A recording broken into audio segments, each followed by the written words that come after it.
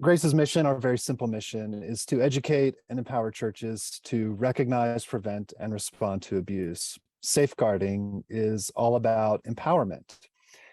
We tell churches, you have to do this. We will not be here. You have to take ownership. So much of safeguarding, so much prevention is not a single dramatic story, but it happens in a variety of simple ways, faithful ways, day after day. Prevention, safeguarding is not just one thing. And in our safeguarding work, we see stories of prevention unfolding in churches all over. And that's what our safeguarding work, in our safeguarding work, we have a real privilege to see that unfolding at churches all around the country. Prevention is not just one thing. Safeguarding is not just one thing. Safeguarding is deterrence. It's naming abuse properly. It's saying in our policy, no one, unless it's your own child, is alone with a child in an isolated area. In our policy, we have protocols to seek accountability. And in those protocols, we incorporate those as needed who have independence and expertise to help us hold people accountable. And we have policies, and we get to see stories where policies are implemented that says anyone who holds power in our church and abuses that power will not hold power in our church again. Those are stories we see all the time, stories of deterrence. Prevention, safeguarding is deterrence. Prevention is also education and positive reinforcement. It's reading Justin and Lindsay Holcomb's book, God Made All of Me, to the kids, and educating them about healthy boundaries and healthy touch, and safe touch and unsafe touch, and socializing kids into respect. And this is how you should be treated by adults. This is how older kids should be treating you. This is how you should, by the way, also be treating your peers and also be treating younger kids. This is pastors preaching sermons. We see stories of pastors preaching sermons saying God cares deeply about the vulnerable. God stands against abuse of power. God is a refuge for those who are oppressed and abused. Jesus cares that our church here is a place of safety and respect.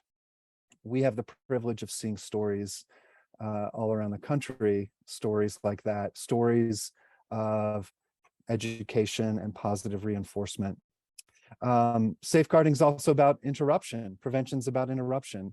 A church calls us after a training and says, well, we have this volunteer who's showing a pattern of crossing boundaries with students in the ministry. What should we do? And we say, what do you think you should do? And they say, well, given this pattern of behavior that's concerning, we don't think this person's a good fit to work with students. We say, yeah, we don't either. We agree. What are you going to do about it? Or a church reaches out to us and says, well, we have someone in our church who crosses boundaries, and it's in the foyer after church, and this person doesn't work with our student ministry or serve in the kids ministry.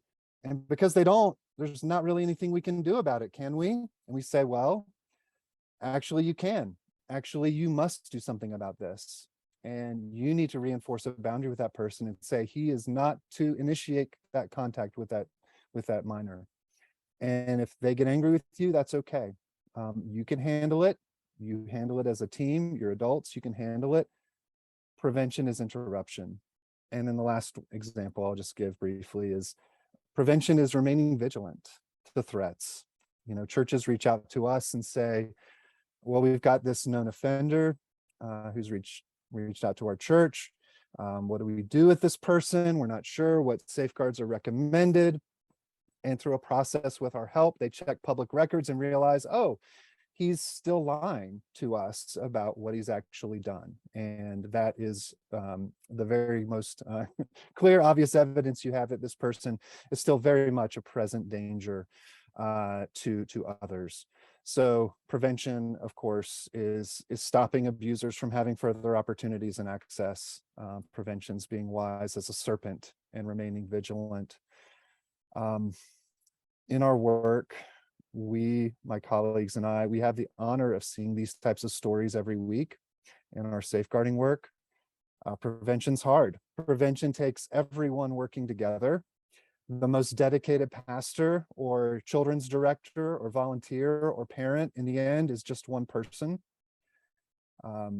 Churches need training for everyone, not just kids and volunteers, not just staff, everyone. Churches need policies that apply to everyone, not just for kids' worship hour or Sunday school hour, but for where most abuse occurs, which is in unstructured times and in homes. So much of the work of prevention we can't put into a dramatic story, but moment by moment, day by day, it matters. Most abusers are known in the communities where they abuse. They walk right in the front door, everyone knows them, and they walk out the front door. And that's true in our churches. Abusers hide their true intentions, their true selves.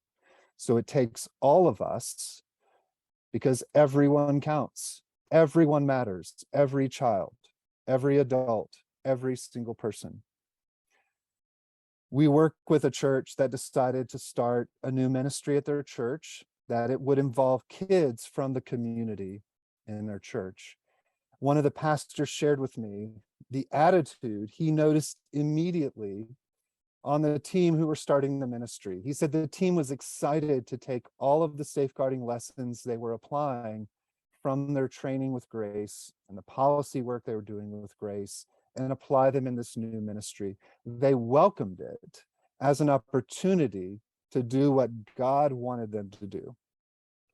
That's the heart of our safeguarding work, to empower Christian churches and ministries to gain traction in safeguarding efforts with that heart, the heart of God.